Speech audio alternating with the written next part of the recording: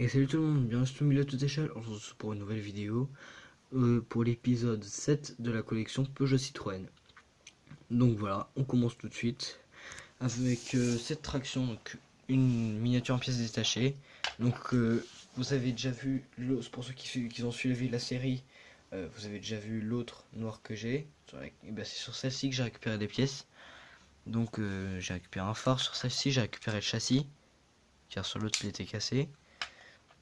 Voilà, pour l'instant c'est tous les autres pièces, elles sont dans un bac. Voilà, elles sont de côté, comme ça.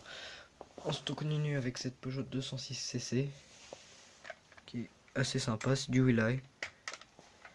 Voilà. Je l'avais payé 1€ en brocante, elle est plutôt sympa avec les ouvrants. Donc juste la capote.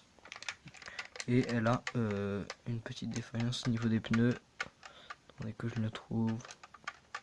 Voilà. Ça craquelait un peu mais bon. Ouais, c'est une maladie des pneus en gomme un peu.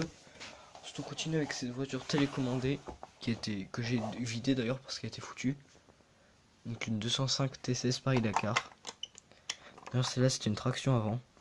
Comparé à toutes les voitures télécommandées, la plupart sont des propulsions, celle-ci c'est une traction avant.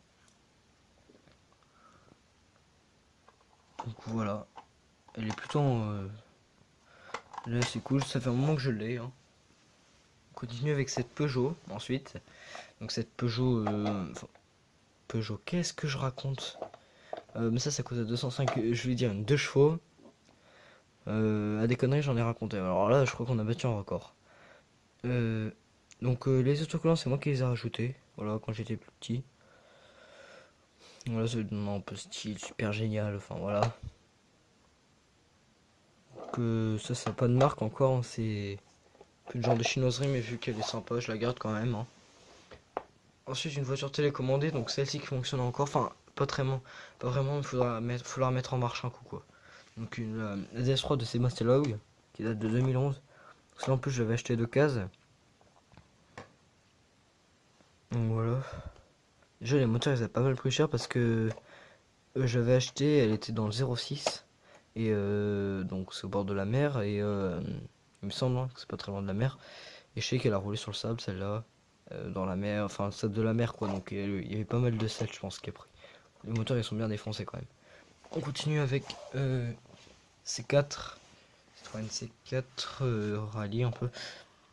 Donc celle-ci c'est la 2007, donc celle-là j'ai depuis longtemps. C'est du Saiko. Donc celle-là elle est beaucoup plus jolie. Voilà. Donc elle est très bien faite je trouve. Même si les rétroviseurs commencent, c'est carrément parti là, il commence un peu à se décoller là. Sur l'autre c'est carrément parti. Donc on continue avec, et on termine avec du Majorette. Avec ces deux C-Crosser et ce Peugeot 4007. Donc c'est pour vous montrer toutes les variantes que j'ai. Donc j'ai aussi le Outlander, mais ça c'est pas un Peugeot, ni Citroën. Ils ont été un peu faits ensemble quoi. Donc voilà, donc là pour le Citroën C-Crosser, ils ont d'abord fait le gris qui est pas sorti, qui est pas resté en vente pendant très longtemps. Donc si un jour vous trouvez un gris en brocante, je vous conseille de le prendre. Parce ils vont devenir très rares plus tard, plutôt recherchés. Et il y a le bleu. Celui-là est beaucoup moins recherché, enfin il est beaucoup moins rare. Déjà parce que des C-Crossers ils sont jamais sortis en bleu. Et il est encore fabriqué aujourd'hui, donc celui-là vous pouvez le trouver neuf en magasin.